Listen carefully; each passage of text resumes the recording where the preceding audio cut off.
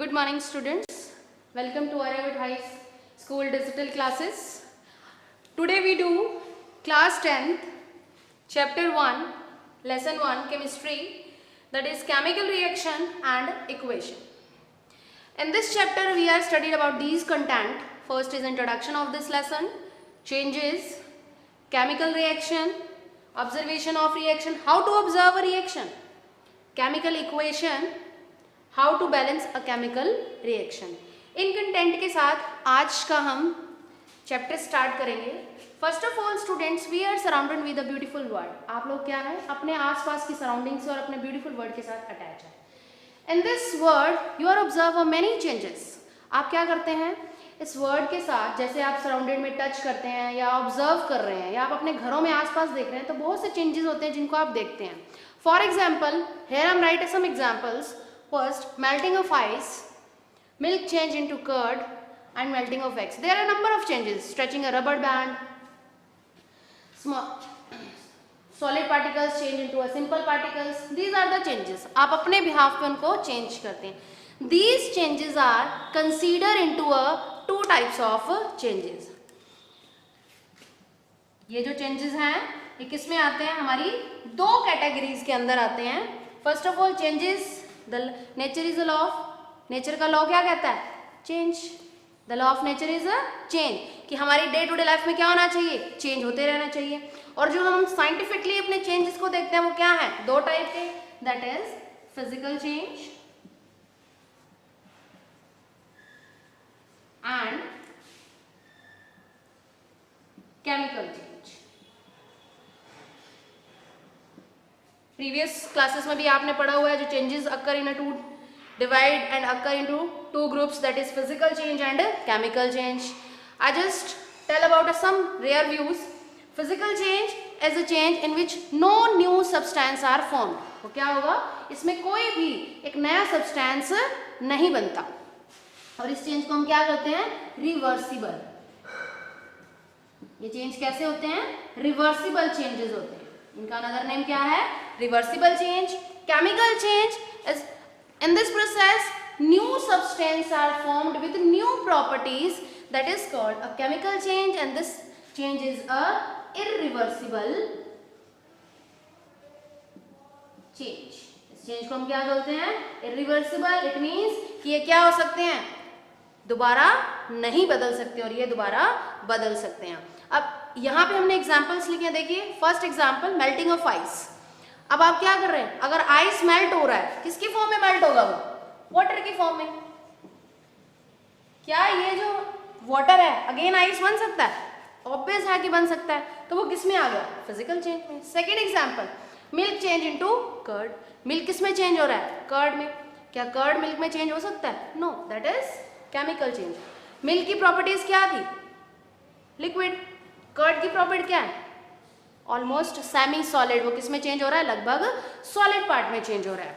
तो ये क्या थे हमारे चेंजेस. अब आप देखिए, अब फिजिकल चेंजेस को हम कंसीडर नहीं करते हुए हम किसको कंसीडर करते हैं? केमिकल चेंज को कंसीडर करते हैं. कि केमिकल चेंज के बेस पे हमें केमिकल रिएक्शन को कैसे डिफाइन करना है.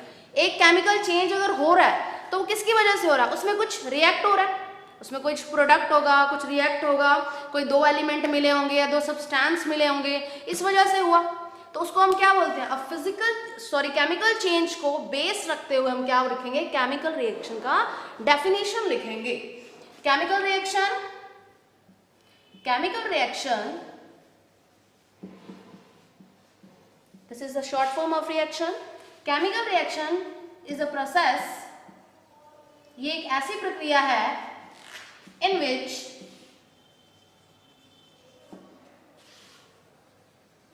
two or more substances interacting with each other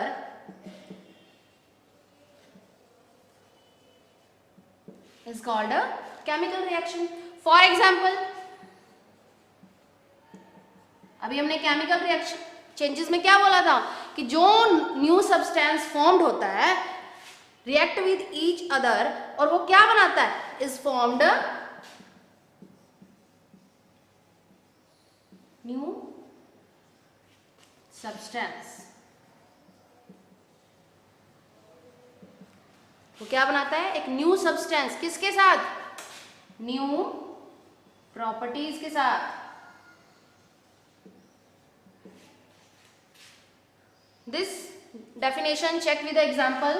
First of all, we take a hydrogen plus oxygen, that is make a what? How to be a new substance with the new properties? So hydrogen properties, that is burning element. ये क्या है? एक तरह का burning element है, मतलब कि ये जलता है. ये बर्निंग में एलिमेंट काम आता है, जलने में. Oxygen helpful in burning. ये बर्निंग में क्या करता है? बर्निंग को जलाने में हेल्प करता है. And water control burning.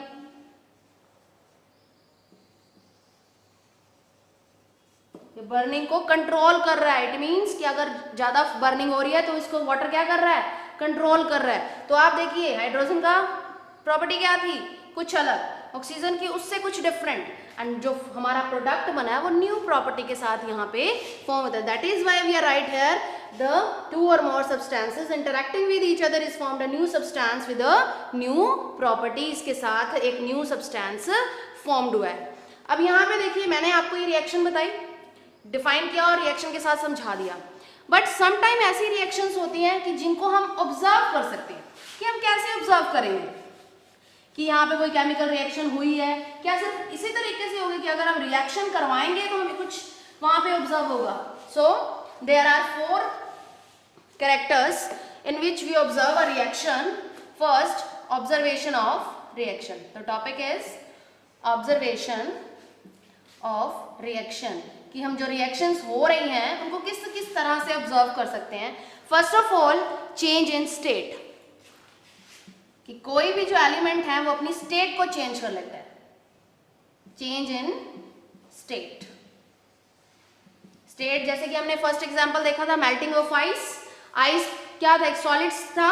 उसका स्टेट कैसा था? उसकी अवस्था कैसी थी? सॉलिड. वो किस में चेंज हो गया? लिक्विड के अकॉर्डिंग, मीन द्रव में चेंज हो गया.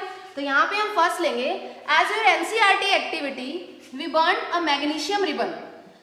Mg magnesium ribbon is directly burnt with oxygen. Oxygen के साथ वो बर्न्ट हो रहा है और उसमें क्या कर रहे हैं हम? यहाँ पे हीट दे रहे हैं. हीट देने से वो किस में चेंज हो जाता है? मैग्नीशियम ऑक्साइड में चेंज हो जाता है. मैग्नीशियम ऑक्साइड के साथ बर्न हो रहा है, एयर के साथ बर्न हो रहा है. मैग्नीशियम रिबन यूज किया, मतलब कि एक पीस हमने यूज किया. एक सॉलिड सा पीस होता है और हमने उसको क्या कर दिया? जब बर्न किया तो एक पाउडरी फॉर्म में, यहाँ पे सॉलिड पीस था, यहाँ पे किसकी फॉर्म में चेंज हो गया? ये पाउडर फॉर्म में.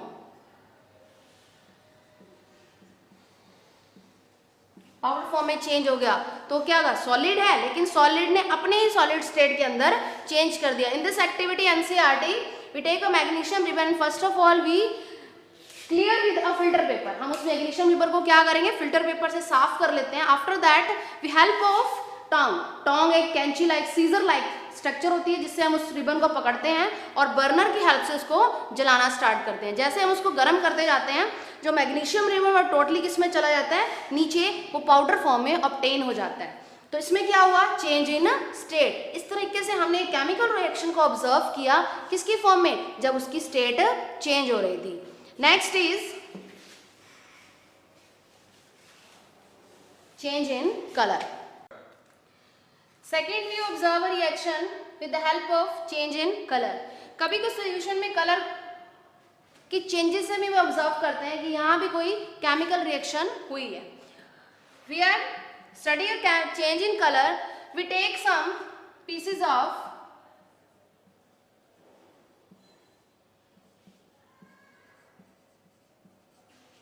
Potassium permanganate. पोटेशियम परमैंगनेट क्या होता है? इसका जो कलर होता है वो होता है dark pink.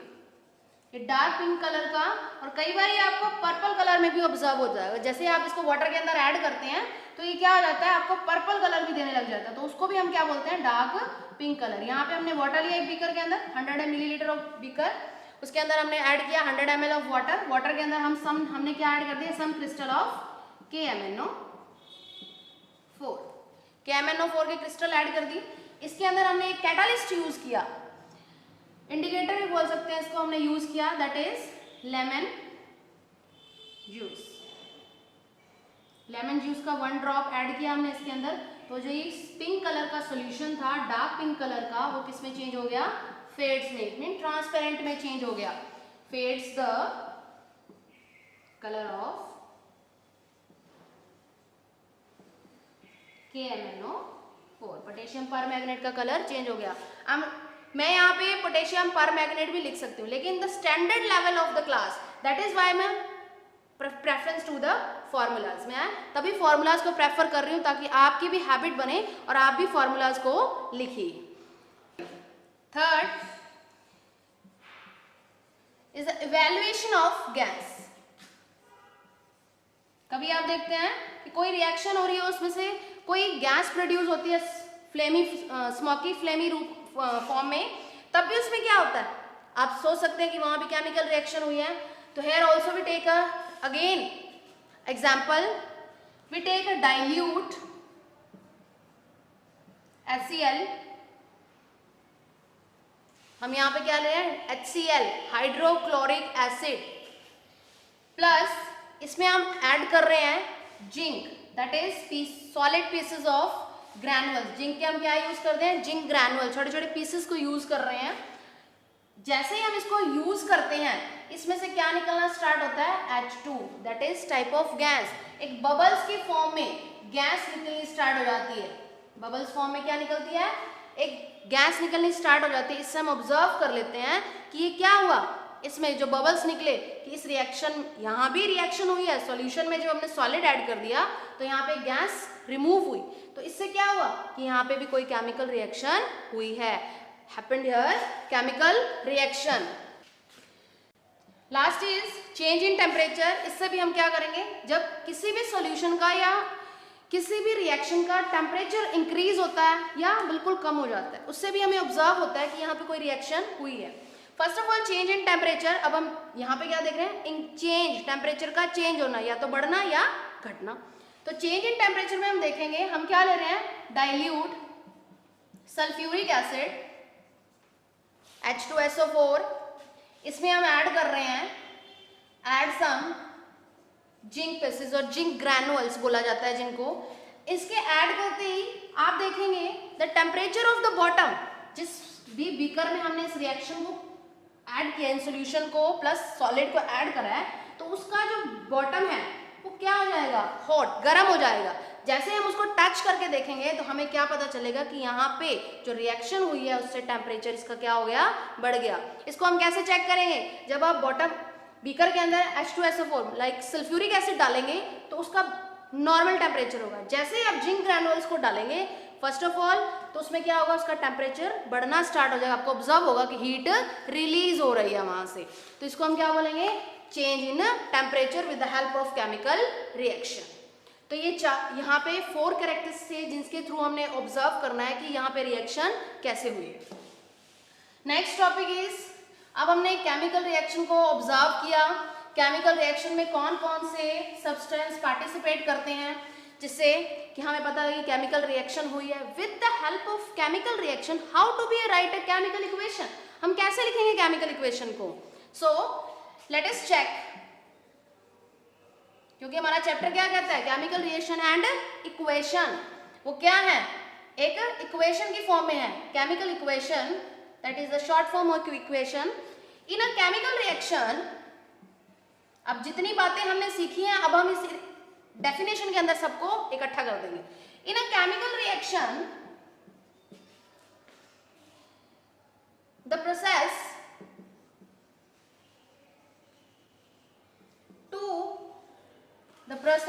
in which 2 or more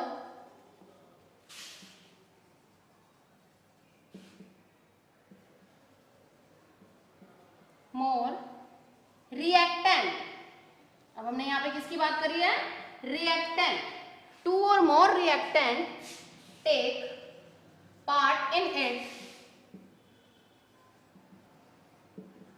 in it, किसके अंदर, केमिकल रिएक्शन के अंदर, part in, reactant take part in and form a new product with new properties.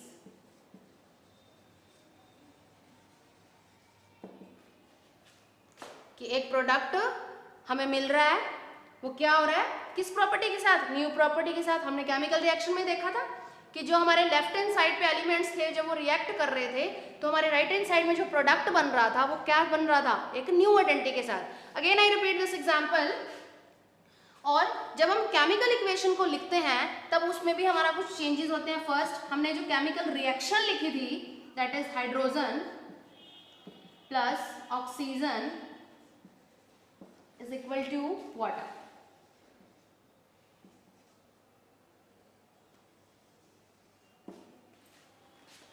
ये लिखा था हमने केमिकल इक्वेशन में, दिस इज वर्ड इक्वेशन। इसको हम क्या बोलते हैं, जो हमने वर्ड की फॉर्म में लिखी है। अब हमने इसको किस में लिखना है, इक्वेशन की फॉर्म में। तो use a element, hydrogen element is H2, oxygen element is O and the formula is water that is H2O।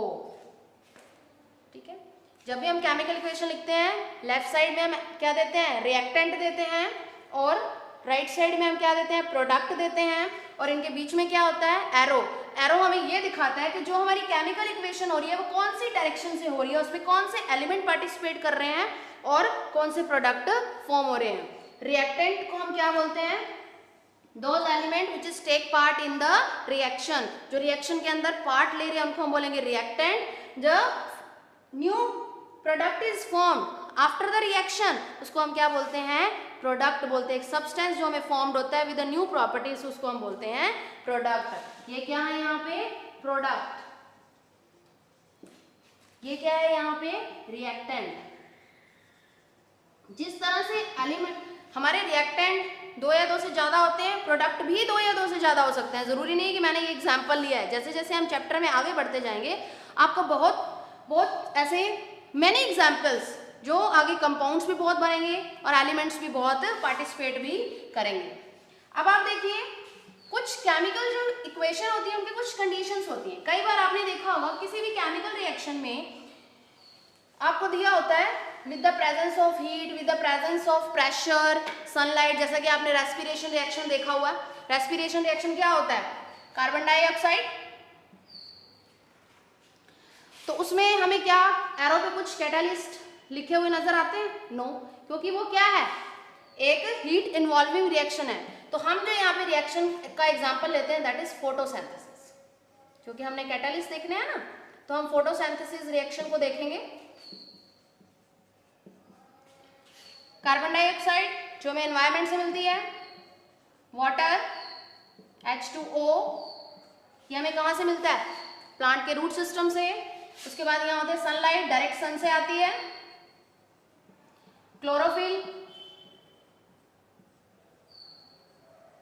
Plant का ग्रीन कलर पिगमेंट है ये, इससे हमें क्या मिलता है, C6H12O6, शुगर की फॉर्म में प्लांट को फूड ऑब्जर्व होता है, और इसके साथ क्या रिलीज हो जाती है, ऑक्सीजन वापस से एनवायरनमेंट में चली जाती है। अब देखिए यहाँ पे एक सनलाइट लिखा है, क्लोरोफिल लिखा हुआ है, और तो अब हम मेनली क्या करेंगे, सनलाइट को कंसीडर करते हैं। यहाँ पे लाइट के प्रेजेंस में रिएक्शन कंप्लीट हो रही है, तो इट मीन्स ये यहाँ पे ये लाइट क्या है, दैट इज अ कैटालिस्ट। ये क्या है, कैटालिस्ट। कैटालिस्ट क्या होते हैं, the without taking part in, कि उसमें बिना पार्ट लिए वो क्या करते हैं, increase the rate of reaction, वो रेट ऑफ रिएक्शन को बढ़ा देते हैं बिना उसमें पार्ट लिए हुए, सिर्फ उनकी प्रेजेंस में रिएक्शन होती है, दैट इज, इसको क्या बोलते हैं हम, कैटालिस्ट। यहाँ पे आपका केमिकल रिएक्शन एंड इक्वेशंस जो थी वो हमारी कंप्लीट डेफिनेशन के साथ कंप्लीट होती है। अब आप देखिए इसमें एक मेन कंसेप्ट आता है। कई बार आपने देखा होगा रिएक्शन, कोई भी एलिमेंट लिखा है उसके आगे आगे नंबर लिखे होते हैं, 4, 2, 1, 0, कुछ भी लिखा होता है। तो आप कहते हैं कि जब नॉर्मली हम इसको कंप्लीट कर सकते हो तो ये कहाँ से आए, तो उसका मतलब है the topic is how to be a balance a chemical reaction, कि हम एक रिएक्शन को कैसे बैलेंस करें। Balance a chemical reaction, let us start. We follow a previous example, जो हम मैंने पिछले वीडियोज पिछले एग्जाम्पल्स फॉलो किया है, पीछे वाला एग्जाम्पल उसी को ही मैं फॉलो कर रही हूँ. आई am right H2 that is H2O, water का मॉलिक्यूल फॉर्म्ड हो गया. ठीक है, देखिए अब हम क्या करें, आप देखिए फर्स्ट ऑफ ऑल चेक, हमने बैलेंस करना रिएक्शन को, क्या ये बैलेंस है, फर्स्ट ऑफ ऑल चेक कर लेते हैं. हाइड्रोजन के 2 एलिमेंट प्रेजेंट हैं, ऑक्सीजन के भी 2 एलिमेंट प्रेजेंट हैं. कौन से साइड में, रिएक्टेंट के साइड में. उसके बाद हम प्रोडक्ट साइड में देख लेते हैं, हाइड्रोजन 2 ओके है, लेकिन ऑक्सीजन तो 1 है ना यहाँ पे, तो उसका भी यहाँ पे एलिमेंट कितने हैं, 2.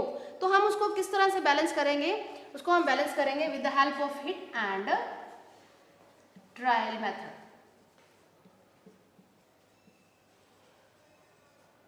इन this method first of all we draw a box, एक हमने बॉक्स को ड्रॉ करना है. This box is divide into 3 column. First element, कि हमारी रिएक्शन में कौन कौन से एलिमेंट प्रेजेंट है रिएक्टेंट साइड में, next left hand side and right hand side.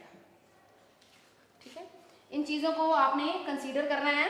अब एलिमेंट हमारे पास क्या है, हाइड्रोजन, ऑक्सीजन. लेफ्ट साइड में उसका नंबर कितना है, हाइड्रोजन भी 2 है और ऑक्सीजन भी 2 है. राइट साइड में जो हमारी हाइड्रोजन है वो भी 2 है. ये बैलेंस है हाइड्रोजन. ऑक्सीजन क्या है यहाँ पे 1, तो हम इसको क्या करेंगे, 2 से ओवरऑल रिएक्शन को मल्टीप्लाई कर देंगे. ओवरऑल रिएक्शन को मतलब कि हाइड्रोजन को भी मल्टीप्लाई करेंगे और इसको भी मल्टीप्लाई कर देंगे. हाइड्रोजन का नंबर कितना हो गया 4 और ऑक्सीजन का नंबर कितना हो गया 2. सो बैलेंस रिएक्शन में हम क्या लिखेंगे, H2 plus 2 oxygen is equal to, देखिए 2 2 जा 4, 4 एलिमेंट, 2 ऑक्सीजन, 2 2 जा 4 hydrogen and 2 oxygen. The reaction is balance. ये क्या हो गया, हमारी रिएक्शन है बैलेंस हो गई. This is the balance reaction. और जो बैलेंस रिएक्शन होती है इसको हम बोलते हैं स्केलेटन केमिकल रिएक्शन.